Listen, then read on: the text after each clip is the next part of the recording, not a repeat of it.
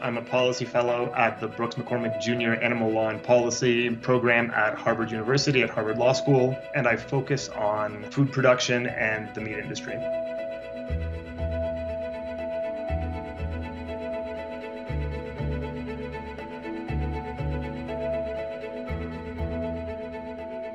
I wrote the Twitter thread just to let consumers know and just to say, hey, this is going to come out, you're going to watch Panorama on BBC, you may very well be horrified at the animal abuse you're seeing, and then just get ready because starting tomorrow, you're going to see all kinds of counter messaging from the industry. I know this playbook, I've seen it, so get ready because here it is. So the first step, almost without fault, is to blame individual workers on farms. Usually when you have undercover footage on farms that shows really egregious violence, there are workers who are doing it, who are often the worst paid people on farms, who basically have to ensure production happens according to the factory clock. It's like a public relations triage. So blame the individual so the farm and the industry get off scot-free and they can tell the consumer, look, this is an isolated incident. It's these 2-3 workers doing these things. This is not how the industry operates. The second step is the industry blaming the individual farm, saying the farm is a bad apple among other farms, likely citing poor management practices. So what they're saying is, dear consumer, this farm is a problem. It's the farm that's a problem. This is not standard practice for the industry. Let's shunt all the blame onto them and pretend that this type of thing doesn't happen on other farms.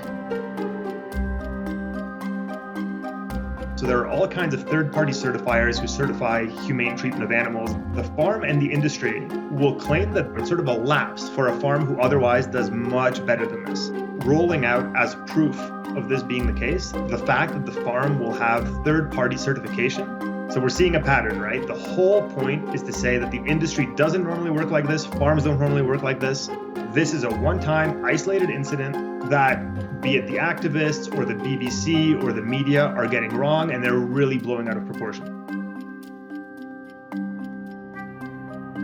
The industry will say, well, look, these are animal rights extremists or vegan extremists who are trying to paint the industry in a bad light, and you can't trust them. And so what this is a deflection, because it doesn't matter whether a vegan or a carnivore shot the footage shows what it shows.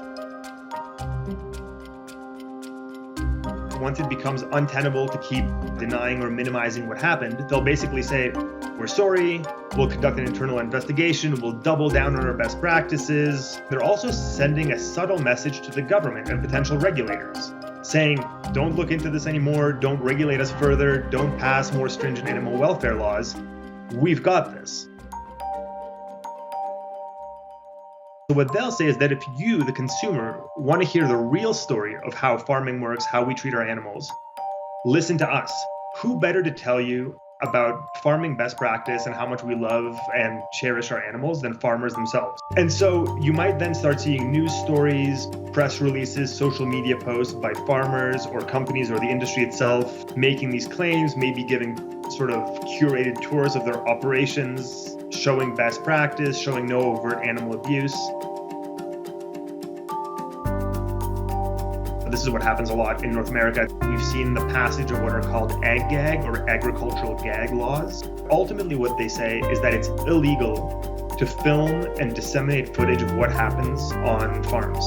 And what that does is it prevents investigations like this and exposés from happening in the first place by criminalizing them.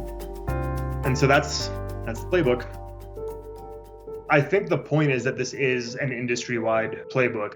This is not an isolated case, and this is not an isolated strategy. Listen for people who are really talking about addressing the issue. Is the person talking, trying to minimize the issue and make it go away and frame it as an isolated incident? Or are they seriously talking about reform, about regulation, about really making sure this never happens again?